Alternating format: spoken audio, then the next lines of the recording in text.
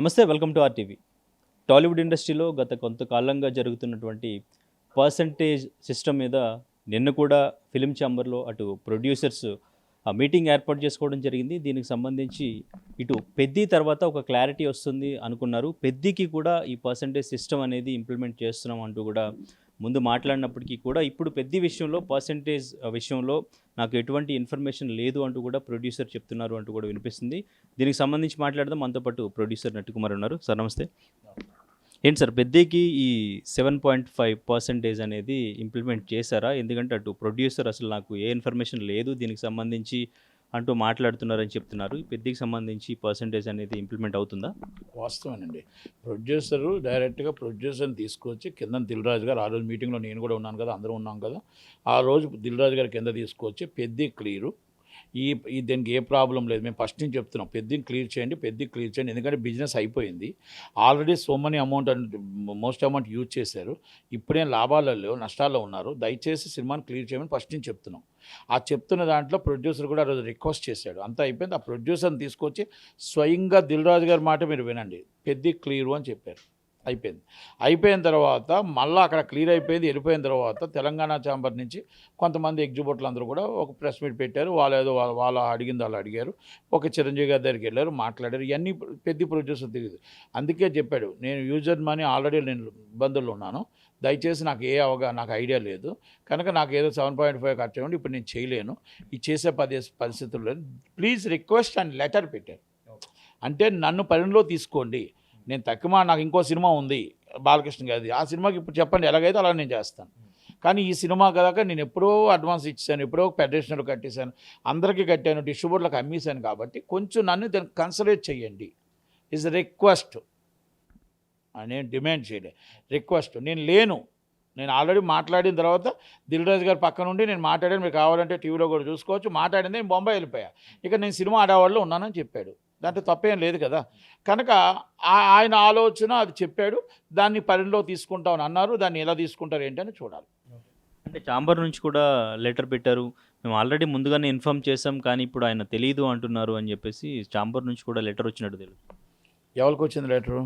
Producer Satish Kilar. ఎవరికి రాలేదు letter. ఇప్పుడు ఏమండి, ఒక సినిమా రిలీజ్కి ఎన్ని కష్టాలు ఉంటాయో, ఒక సినిమా రిలీజ్గా నిర్మాతకి ఎన్ని బాధలు ఉంటాయో, ఫైనాన్స్ క్లియర్ చేసుకోవాలా, కంటెంట్లు వెళ్ళాలా, ఇటు డిస్ట్రిబ్యూటర్ డబ్బులు తీసుకోవాలి, ఇక్కడ డబ్బులు తీసుకోవాలి, 10 days నుంచి బిఫోర్ మళ్ళీ సినిమా రిలీజ్ 3 రోజుల దాకా అసలు ఏది వాట్సాప్ కాదు కదా, తిండి తిన్నాడో లేదో తెలియదు నిర్మాత కోసం. ఆ నిర్మాతకి అన్ని కష్టాలు ఉంటాయి, అన్ని బాధలు ఉంటాయి. ఎవరో లెటర్ పంపిస్తే ఇంకోటి పంపిస్తే చూసే ఆలోచనలో ఉండరండి. ఎందుకంటే అక్కడ నిర్మాతకి సినిమా టైంకి పడాలి, లేదంటే అభిమానుల దగ్గర ఇబ్బంది వస్తుంది, ఇంకోటి ఇబ్బంది వస్తుంది. ఎన్ని కష్టాలు పెట్టారండి, ఎన్ని బాధలు పెట్టారండి. మళ్ళీ ఒక్క మాట కాదండి, 4:30కి చిరంజీవి గారు మాట్లాడి అందరితో 6:22 నిమిషాల దాకా చిరంజీవి గారు మాట్లాడితే అప్పుడు దాకా బుకింగ్లు అక్కడ ఓపెన్ అయ్యాయండి. ఎన్ని బాధలు, ఎన్ని కష్టాలు, ఆ బాధలన్నీ అనుభవించాడు ఆ నిర్మాత, ఆ కష్టాలన్నీ అనుభవించాడు.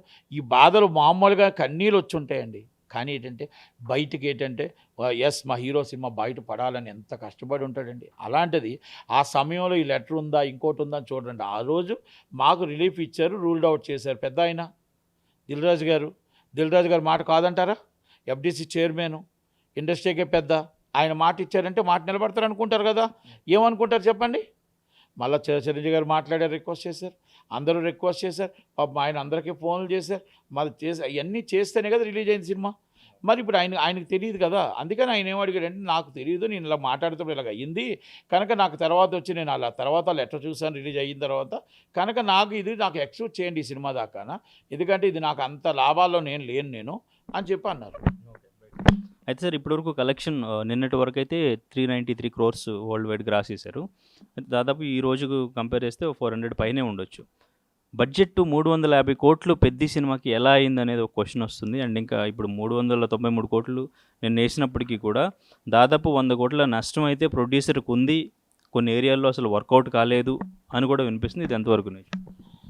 అదేం తప్పండి, అదే రాంగ్ న్యూసే, ఫేక్ న్యూస్ అది. ఆ టోటల్ ఆల్ డిస్ట్రిబ్యూటర్లు అందరికీ కూడా మొత్తం ఆంధ్ర, సీడెడ్, నైజాం ఏరియా అందరికీ కూడా బ్రేక్ ఈవెన్ అవుతుంది. ఎందుకంటే సినిమా ఇవాళ కూడా స్ట్రాంగ్ ఉంది, బ్రేక్ ఈవెన్ అవుతుంది. బ్రేక్ ఈవెన్ అయ్యి అందరికి కమిషన్ రూపంలో వస్తుంది. నార్త్ ఇండియా మాత్రం కొంచెం ఇబ్బందికర, అంటే నార్త్ ఇండియాలో మాత్రం కొంచెం జిఎస్టీ ఫ్రీగా ఇవ్వాల్సి వచ్చే పరిస్థితి వస్తుంది. తమిళనాడులోని, కేరళలో అవుతుంది తప్ప సౌత్ ఇండియాలో ఒక్క కర్ణాటక అంత, ఇక్కడ మొత్తం తెలంగాణ, ఆంధ్రప్రదేశ్ బాగుంది. అలాగే ఓవర్ సైజులో అనుకున్నంత లేదు, అనుకున్నది ఊహించినంత లేదు. సినిమా ఈజ్ బెటర్ కలెక్షన్స్, కాకపోతే ఇంకా బాగుండాలా. దాన్ని లేకపోవడానికి కారణం ఆర్థిక మాన్యం ఇబ్బంది అని అనుకుంటున్నాం. ఆర్థిక మాన్యం ఇబ్బంది ఎందుకంటే వార్ వస్తుంది, ఎప్పుడు గొడవ అవుతుందో తెలియదు, ఎప్పుడు మూసేయాలో తెలియదు, ఎప్పుడు తీయాలో తెలియదు. ఇది ప్రపంచం అంతా ఒక అంధకారంలో ఉంది. అది మొత్తం అమెరికా స్టార్ట్ అయితే మొత్తం దుబాయ్ అన్నీ కూడా అదే పరిస్థితులు ఉన్నాయి. కాబట్టి దానివల్ల కలెక్షన్స్ సినిమా థియేటర్లో మూకుమ్మడిగా వస్తే ఏ ప్రమాదం జరుగుతుంది అనేది ఒక ప్రమాదం అయితే, ఆర్థిక మాన్యం ప్రకారం డాలర్ రేటు పెరగడం వల్ల, డాలర్ రేటు మనం ఇచ్చే రేటు ఇచ్చి కొనుక్కోలేని పరిస్థితుల్లో ఆర్థిక ఇబ్బందుల వల్ల కొంత కలెక్షన్ తగ్గిన మాట వాస్తవం. ఇది వార్ ప్రభావమే తప్ప సినిమా ప్రభావం కాదు. Cinema is a passed. Already north ఇండియాలో కూడా సినిమా పాస్డ్ అండి, hero passed, cinema passed, hero passed. కాకపోతే ఏంటంటే ఇది హీరోయిజంగా నార్త్ ఇండియాలో ఇప్పుడు ఫస్ట్ హీరో కనుక ఈ సినిమా సబ్జెక్ట్ ఎక్స్ట్రాడినరీ నచ్చింది. సినిమా హీరో చాలా పర్ఫార్మెన్స్ బాగా నచ్చింది. కాకపోతే ఏంటంటే నేషనల్ వైడ్గా నార్త్ ఇండియా ప్రకారం ఇప్పుడు నేషనల్ ఆర్టిస్ట్ అయ్యాడు చంద్రబాబు, నేషనల్ ఆర్టిస్ట్ అయ్యాడు. కాబట్టి దాన్ని నెక్స్ట్ సినిమా నుంచి బెటర్ కలెక్షన్స్ ఉంటాయి. ఇప్పుడు కొంచెం కలెక్షన్స్ అనుకున్నంత లేవు అనేది మనం చెప్పుకోవాల్సింది. ఏదో ప్రొడ్యూసర్ ప్రాఫిట్స్లోనే ఉన్నారు. 100% ప్రొడ్యూసర్ ప్రాఫిట్గా వస్తున్నాడు. స్టిల్ ఇవాళ కూడా స్టడీగా ఉన్నాయి కలెక్షన్స్, ప్రాఫిట్గా వస్తున్నాడు. ఎక్కడా కూడా ఇబ్బందికరంగా రాదు.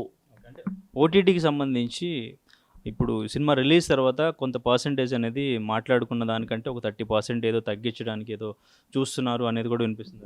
25% ఎక్స్ట్రానే ఇస్తున్నారు తప్ప తక్కువేం లేదండి. 50 రోజులు సినిమా ఆడుతుంది. దానికి ఒక సిస్టమ్ ఉంటుంది. ఆ సిస్టమ్ ప్రకారం ఆల్రెడీ పాస్డ్ మూవీ, ఆ మూవీ పాస్డ్ 50 days 300 centers ఆడుతుంది. సినిమా డబ్బులు అన్ని డబ్బులు వస్తాయి. ఇక్కడ చరణ్ బాబు కష్టం, చరణ్ బాబు పెట్టిన ఆ ఎఫెక్టు ఆ సినిమా మీద ఉంది. కనుక ఆ సినిమా మీద ఎవ్వరు అందరూ హ్యాపీయే, కానీ ఎక్కడా కూడా ఎవరికి ఏ నష్టం రాదు. ఇది సినిమా ఇవాళ కూడా స్టడీగా ఉంది. ఇది 50 రోజులు ఆడే సినిమా తప్ప మధ్యలో ఆగిపోయే సినిమా కాదు. దయచేసి ఈ cinema is a super duper blockbuster hit. ఇది బయట రూమర్లో నమ్మకండి. 100% is producer safe, distributor safe and exhibitor safe. Exhibitor double హ్యాపీతో ఉన్నాడు. 50 రోజులు సినిమా ఈరోజు మనకు అందరికీ కూడా వస్తుంది. నెక్స్ట్ సినిమాలు కూడా ఇలాగే రావాలి, పెద్ద అంటే హిట్ అవ్వాలి, పెద్ద అంత కలెక్షన్లు రావాలి. అన్ని సినిమాలు వస్తే ఇండస్ట్రీలో ఎగ్జిబ్యూటర్కి ఏ ప్రాబ్లం రాదు, హ్యాపీగా ఉంటాడు. కనుక అందరూ బాగుండాలని కోరుకుందాం. Thank you very much. Thank you sir.